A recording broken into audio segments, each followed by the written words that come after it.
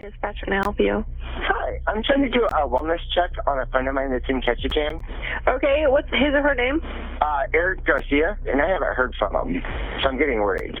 Dr. Eric Garcia's death rocked his community, but what seemed like a tragic passing soon morphed into a chilling tale of betrayal.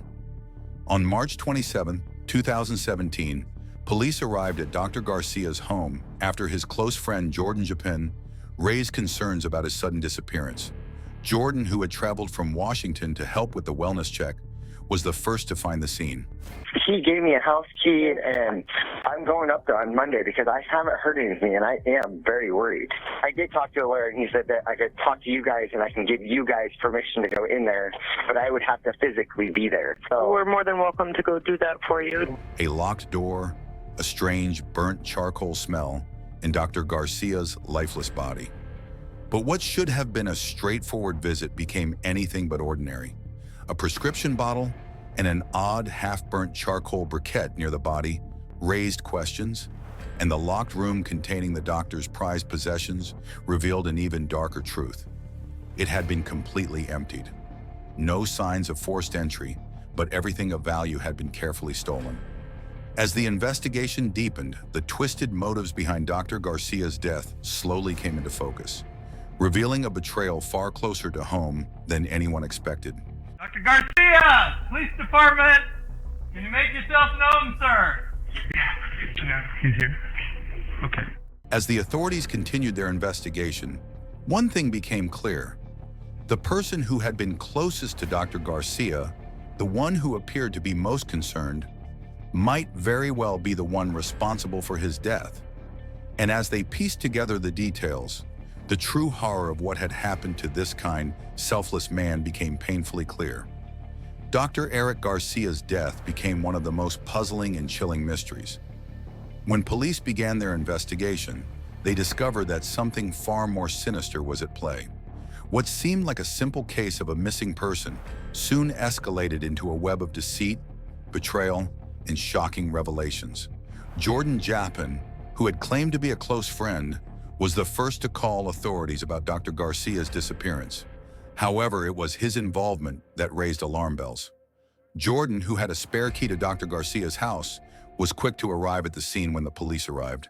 He assisted them in gaining access to the property, but little did they know, he was not just a concerned friend. He had far more to hide.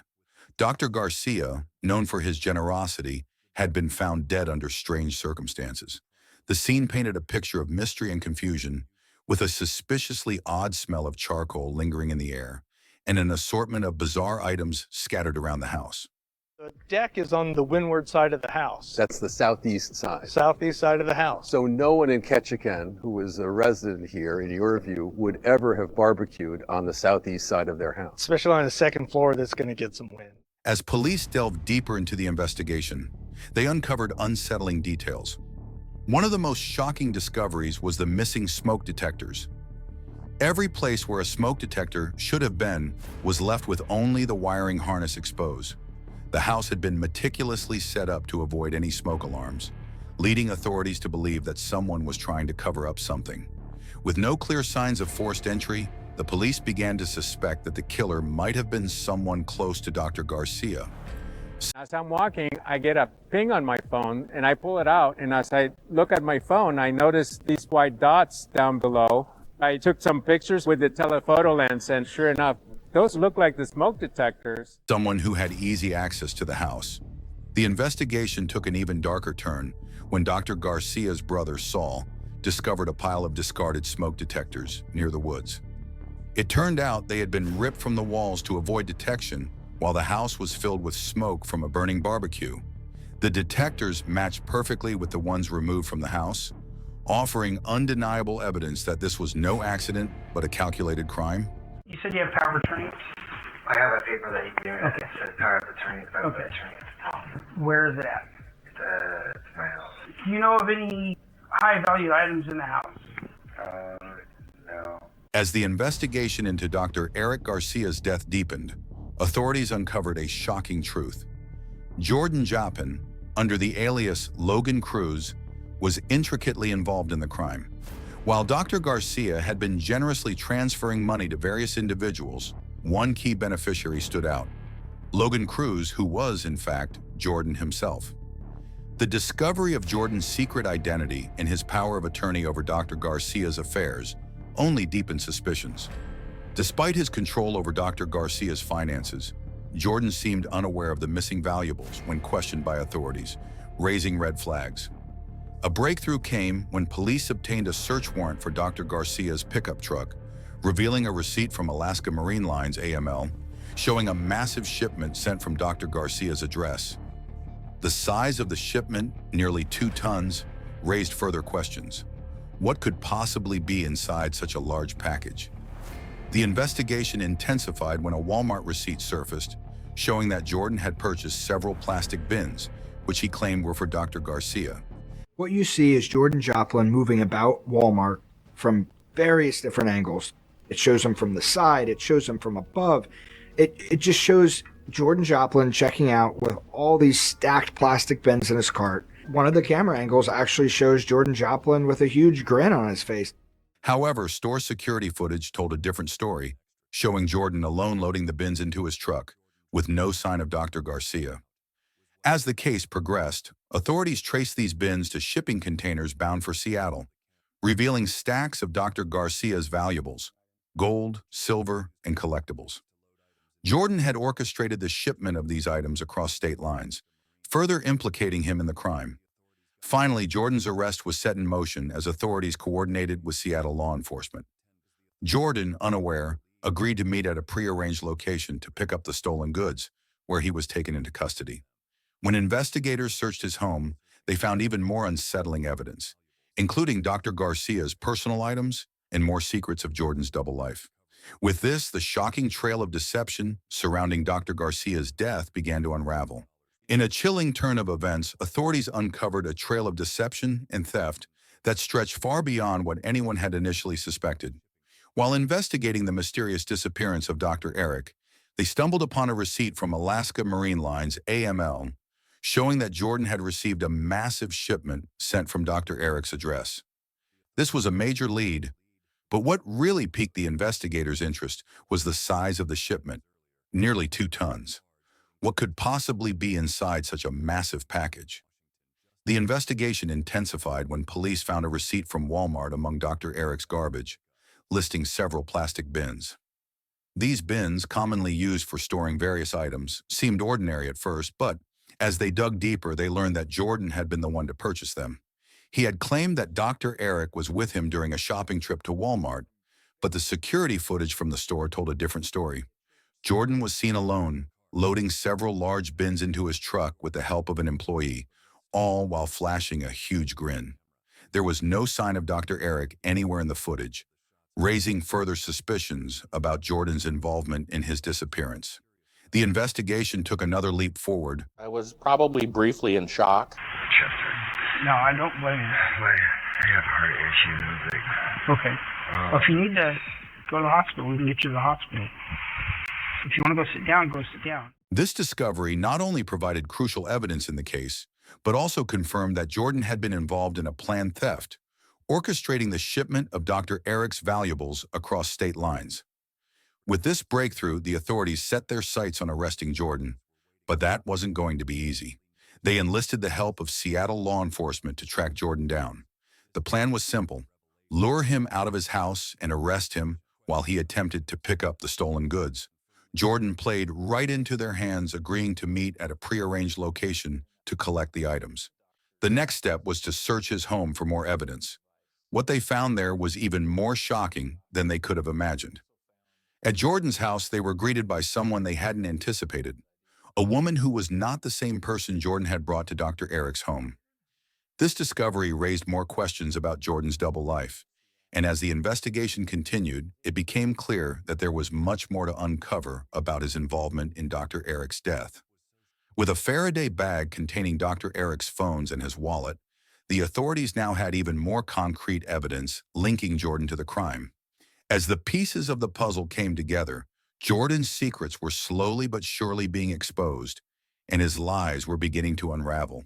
Jordan Joplin was a master of deception, hiding his criminal past behind a charming, community-driven persona. To those who knew him, he was the model volunteer, always eager to lend a hand. But beneath the surface, he was a man with a dark history, full of manipulation and deceit.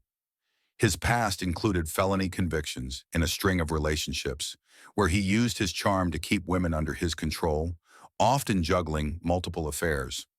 One of the girls, she goes, I don't know what it is, but I can't seem to stay away from him. Later, I had a few connections that I got him into the adult industry. He was a dancer for a while, and then he became a model and an adult entertainer. He was doing movies. One of his girlfriends even admitted that, despite knowing something was off, she couldn't stay away from him. Jordan's life took a more sinister turn when he entered the adult entertainment industry under the name Logan Cruz. However, his connection to Dr. Eric Garcia remained a mystery. Their paths first crossed in Seattle, where Dr. Eric sought treatment from Jordan, who was working as a massage therapist.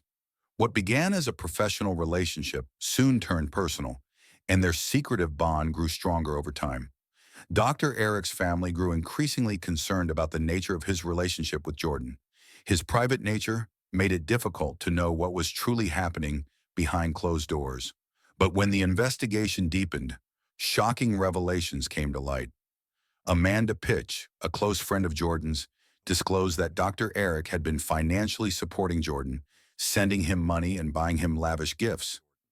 The investigation uncovered letters that exposed the twisted dynamics between the two men. One, written by Jordan, expressed deep affection, while another from Dr. Eric hinted at a dangerous and unhealthy relationship. As the truth emerged, it became clear that Jordan had been deceiving everyone, manipulating his way into Dr. Eric's life for reasons far darker than anyone had imagined. The toxicology report revealed a 9% value of carbon monoxide. Now that is 4 times the normal limit. So this raises the attention of police when you consider all the other aspects of this case that they've learned.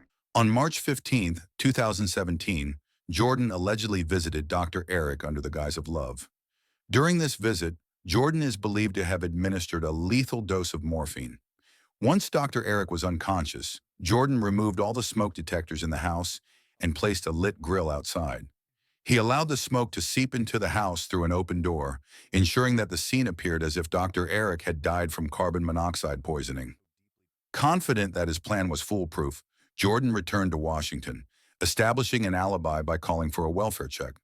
But despite Jordan's careful planning, his scheme unraveled. Investigators pieced together the evidence and formed a theory that pointed directly to Jordan. With the truth emerging, Jordan's facade fell apart, and his carefully crafted plans were exposed. Jordan Joplin was charged with first-degree murder and theft. The trial that followed saw numerous testimonies and a variety of arguments, but the key piece of evidence was a shocking video recovered from Jordan's phone. Defendant Jordan Joplin took out his cell phone and he took a video of Dr. Eric Garcia unconscious, gasping for air, and close to death. 10 days later, on March 27, 2017, Ketchikan police officers found Dr. Garcia dead, in the same position as in the video, wearing the same clothes as he did in the video. In the video, Dr. Eric is seen unconscious, gasping for air, and on the brink of death. 10 days later, Dr. Eric was found dead in the exact same position, wearing the same clothes. The video, disturbing and deeply emotional, became a turning point in the case. The jury, after weeks of deliberation, found Jordan guilty of first-degree murder and theft. On April 9, 2024, he was sentenced to 99 years in prison without the possibility of parole. Jordan's sentence marked the end of a dark chapter, but for those who knew Dr. Eric, it was a tragic reminder of how a life full of promise was stolen by deception and betrayal. Dr. Eric Garcia, how would you like us to remember him? I think Eric's legacy is about compassion and caring, but he helped so many people along the way with medicine or just being friends with people and connecting with them. His family remembered him not for the darkness of his death, but for the compassion and care he showed to everyone he met. His legacy lives on, despite the horror that unfolded. Was financial gain the sole reason Jordan killed Dr. Eric Garcia, or were there deeper, more sinister motives at play? The truth may never fully be known, but one thing is certain: the lives affected by Dr. Eric's death were forever changed.